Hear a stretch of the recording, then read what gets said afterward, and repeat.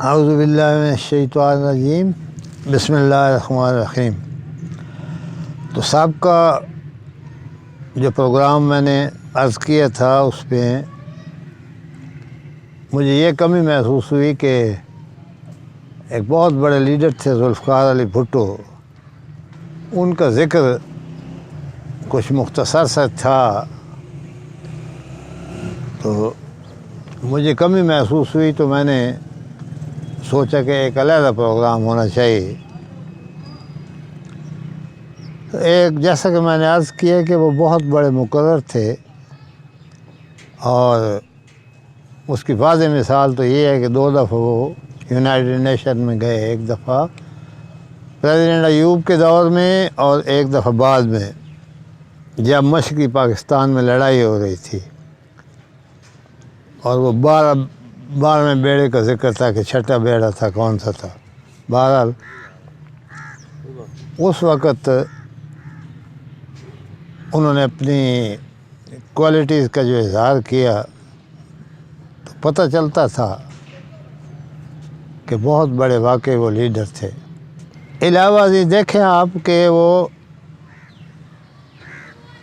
لوگوں کے ساتھ، ملکوں کے ساتھ تعلقات بنانے کا ان کو بہت شوق تھا، اور یہ تھی بھی ایک جائز بات، ہمارے ملک کو ضرورت تھی ایک ایسے لیڈر کی، ایک ایسے رہنما کی۔ تو تمام ملکوں کے صدور کو ایک دفعہ انہوں نے انوائٹ کیا، اور مزے کی بات یہ ہے کہ تمام لوگ جو تھے وہ آئے، جتنے بھی صدر تھے مسلمان ملکوں کے وہ پاکستان میں آئے، اور 3 ان کے خاص دوست تھے، کرنل قذافی اور شاہ فیصل مرحوم اور ذوالفقار علی بھٹو۔ پھر کہا جاتا ہے کہ ان تینوں کو بعد میں کسی نہ کسی طریقے سے سازش کر کے مروا دیا گیا تھا۔ یہ جو تھے شاہ فیصل کو ان کے بھتیجے کے ہاتھوں، اور اسی طرح قذافی کو، اور اسی طریقے سے ذوالفقار علی بھٹو کی جو سازش ہوئی تھی وہ کچھ میں پہلے بیان کر چکا ہوں۔ تو سن 1974 کی بات ہے، انڈیا نے ایٹم بم کا دھماکہ کیا، مختلف ملکوں سے امداد لے کر ادھر ادھر کر کے، ہم سے بہت بڑا ملک بھی تھا، معیشت بھی اس کی بہتر تھی۔ بہرحال جب اس نے ایٹم بم کا دھماکہ کیا تو بھٹو صاحب کو اتنا رنج ہوا اس بات کا کہ اسی وقت انہوں نے جواب اس کو دیا کہ دیکھو، ہم گھاس کھا لیں گے لیکن ایٹم بم بنائیں گے، تم گھبراؤ نہیں، انشاءاللہ ضرور بنائیں گے۔ تو اسی وقت انہوں نے بھاگ دوڑ شروع کی اس سلسلے میں۔ تو کسی نے ان کو کہا کہ بھائی ایک آدمی ہے، وہ ہالینڈ میں شاید ایک ایٹامک کارخانہ تھا، اس میں ڈاکٹر قدیر پاکستان کے تھے باشندے، تو ڈاکٹر عبدالقدیر جو تھے وہ وہاں کام کرتے تھے۔ اصل ایٹامک کا جو پروگرام ہے اس میں ہوتا یوں ہے کہ ایک شعبے میں جو کام کر رہا ہے وہ دوسرے شعبے میں نہیں جا سکتا، لیکن وہ اتنا ملک سے انہیں اتنی محبت تھی کہ ان کے دل میں یہ خواہش تھی کہ کاش میں یہ سارا پروسیس دیکھوں کہ کیسے ہوتا ہے شروع سے لے کر آخر تک۔ تو انہوں نے جیسے بھی کیا، وہ تمام کارخانے میں گھومے، باری باری ہر سیکشن میں وہ گئے، یا ڈیوٹیاں لگوائیں یا ٹرانسفر کرائے یا جو کچھ بھی کیا،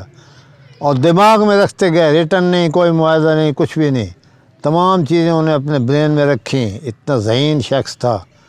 تو بھٹو صاحب کو کسی نے بتایا کہ آپ ڈاکٹر عبدالقدیر کو بلائیں، وہ آپ کا کام کر دے گا۔ تو ڈاکٹر ذوالفقار علی بھٹو نے، بعض لوگ تو کہتے ہیں کہ بلوایا، لیکن وہ ایسے جانے نہیں دیتے، تو بھٹو صاحب نے کہتے ہیں کہ جی ان کو اغوا کہہ لیں یا جیسے کہہ لیں، یہاں بلوا لیا پاکستان میں، ان کو کہا کہ مجھے یہ چاہیے۔ تو اس نے کہا ٹھیک ہے جی، آپ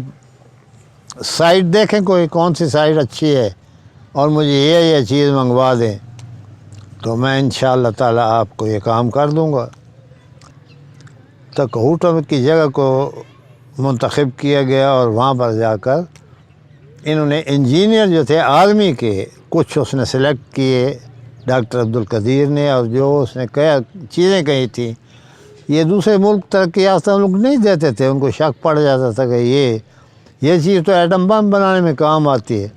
تو مختلف بہانوں سے کہ یہ کسی انڈسٹری میں لگانا ہے، کوئی ٹیکسٹائل مل میں یہ استعمال کرنا ہے، کوئی ادھر کوئی ادھر، بہرحال وہاں کام شروع کر دیا گیا انڈر گراؤنڈ کہوٹہ میں۔ تو ہوتا رہا کام، ہوتا رہا، شروع ہو گئے۔ اب ڈاکٹر عبدالقدیر نے وہاں پر مشینیں یہ وہ ہر چیز فٹ کی اور کام شروع کر دیا۔ تو کہتے ہیں کہ وہ برطانیہ کا تھا ایک اخباری نمائندہ، اس کو کچھ شک پڑا، 3 سال تک تو ذوالفقار علی بھٹو نے پوری دنیا کو ہوا تک نہیں لگنے دی کہ ہم یہ بھی کوئی کام کر رہے ہیں۔ 3 سال کے بعد جا کر ان کو پتہ چلا کہ کوئی کہوٹہ کوئی مقام ہے اور وہاں پر یہ کچھ ہو رہا ہے۔ تو مارک ٹیلی ایک نمائندہ تھا برطانیہ کا، اس کو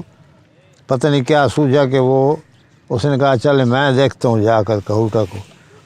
تو ادھر کہوٹے کے قریب وہ کہیں کسی نہ کسی طریقے سے پہنچا، تو وہاں جو سیکورٹی تھی عام لباس میں، ان لوگوں نے اس کو پکڑ لیا، خوب پھینٹی لگائی اس کو، اور دوسرے دن اخباروں میں کچھ عجیب و غریب قسم کی خبر آئی کہ دیہاتیوں کی لڑکیاں پھر رہی تھیں اور اس نے چھیڑا یا یہ وہ کیا تو اس کو مار پڑی۔ یعنی کسی نے یہ نہیں بتایا کہ کون تھا اور کیا ہوا۔ تو یہ کارنامہ ہو گیا، یہ چلتا رہا۔ پھر دوسرے بھٹو کے بعد جو دوسرے آئے انہوں نے بھی اس کو جاری رکھا، اور اللہ تعالیٰ نے ہمارا مقدر اچھا تھا کہ ہم ایٹمی طاقت بن گئے، ایٹم بم بنا لیا ہم نے۔ اس کے ساتھ ساتھ ان کی جو بیٹی تھی ذوالفقار علی بھٹو کی، اس کے بعد جو بنی بے نظیر بھٹو، تو انہوں نے بھی بہت اچھا، یہ دونوں بہت ذہین تھے۔ قائد اعظم کے بعد یہ لیڈر تھے بھٹو، اور بھٹو کی بیٹی اچھی ذہین عورت تھی، پہلی خاتون وزیر اعظم تھی پاکستان کی۔ تو اس نے کوریا سے معاہدہ کر کے، کہتے ہیں کہ جی کوریا کو اس نے، شمالی کوریا کو اس نے یہ دیا ایٹم بم کا نسخہ، اور اس سے یہ جو ہے یہ میزائل ٹیکنالوجی تھی یہ درآمد کی، اور آج ہم نے بڑے اچھے اچھے میزائل بنا لیے ہیں، یعنی ایسے میزائل جو کوریا تک جاتے ہیں اور مار کرتے ہیں۔ علاوہ ازیں ایک بہت بڑا اس نے کارنامہ یہ کیا کہ ایک بہت اچھی خاصی اکثریت، کہتے وہ اپنے آپ کو مسلمان تھے کہ میں مسلمان ہوں، لیکن وہ مسلمان نہیں، وہ مرزائی تھے، مرزائی، ایک لاہوری اور ایک دوسرے۔ تو ان کے عقیدے عجیب و غریب تھے، وہ حضور صلی اللہ علیہ وآلہ وسلم کو آخری نبی نہیں مانتے تھے،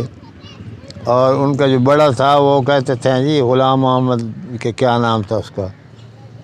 کہ وہ جی اس کے اوپر وحی اترتی ہے اور وہ نبی ہے، نعوذ باللہ۔ تو یہ جو ہمارے علماء تھے یہ چاہتے تھے کہ بھئی یہ تو غلط ہے، یہ تو ختم نبوت کے عقیدے کے بالکل خلاف بات ہے۔ تو اس نے ذمہ لے لیا ذوالفقار علی بھٹو نے کہ آپ گھبرائیں نہیں، میں ان کا علاج کرتا ہوں۔ تو پوری پارلیمنٹ کی اکثریت کے ساتھ مشورہ کر کے اس نے ان کو غیر مسلم قرار دے دیا۔ یہ ایک بہت بڑا کام تھا، بہت شور مچا، بہت کچھ ہوا، لیکن یہ اپنی بات پر قائم رہے، اور آج وہ پاکستان میں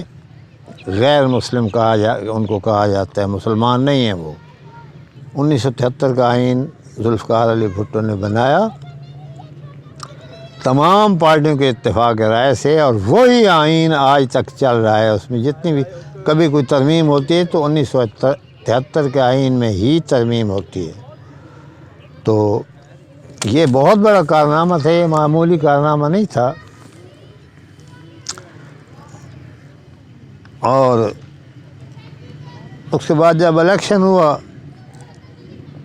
تو پہلا 5 سال تو بھٹو نے بہت بہترین طریقے سے گزارا۔ روٹی کپڑا مکان کا نعرہ تو آلریڈی اس نے لگایا ہوا تھا، تو غریبوں کا بھی بہت خیال رکھتا تھا، اور کارنامے بھی اس کے تھے اچھے اچھے۔ تو یہ پہلے 5 سال جب گزرا تو دوسرے 5 سال میں پھر الیکشن جب کرایا بھٹو نے دوسری بار 5 سال کے بعد، تو یہ جو ہمارے علماء اور یہ اس قسم کی دینی جماعتیں جو ہیں، یہ اور دوسرے لوگ جو بھٹو کے مخالف تھے، وہ مخالف تو ہر لیڈر کے کچھ نہ کچھ ہو جاتے اپنے ذاتی اغراض و مقاصد کے لیے، تو ان لوگوں نے یہ کیا کہ جی دھاندلی ہوئی ہے، شور مچا دیا، دھاندلی تو دھاندلی کے شور میں بھٹو نے پھر مذاکرات شروع کر دیے۔ آپ کو میں نے پہلے بھی عرض کیا تھا پچھلے پروگرام میں کہ ٹیبل پر وہ شکست نہیں کھاتا، تو جب اس نے یہ کیا، تمام لوگوں کو اکٹھا کیا، تمام پارٹیوں کو کہ آؤ بھائی مذاکرات کرتے ہیں، فیصلہ کر لیتے ہیں، دھاندلی نہیں ہوئی، آپ لوگ غلط کہتے ہیں، لیکن انہوں نے کہا نہیں جی دھاندلی ہوئی ہے۔ اصل میں فوج ان کے بیک پر تھی، یہ ضیاء الحق جو تھا یہ ان کے بیک پر تھا،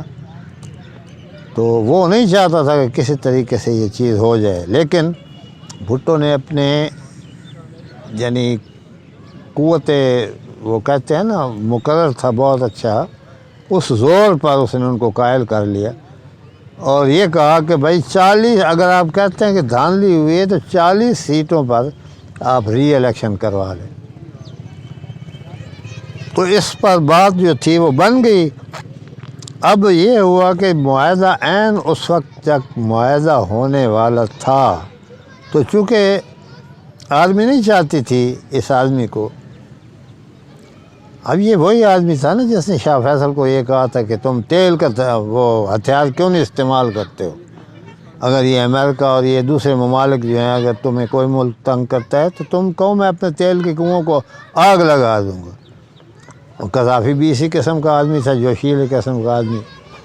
تو بہرحال عین اس وقت جب معاہدہ ہونے والا تھا تو اس وقت یہ حضرت ضیاء الحق صاحب نے ماشاء اللہ اچانک ماشاء اللہ نافذ کر دیا۔ تو صبح اٹھے لوگ تو لوگوں کو پتہ چلا جی کہ ہمارے ملک میں ماشاء اللہ لگ گیا ہے۔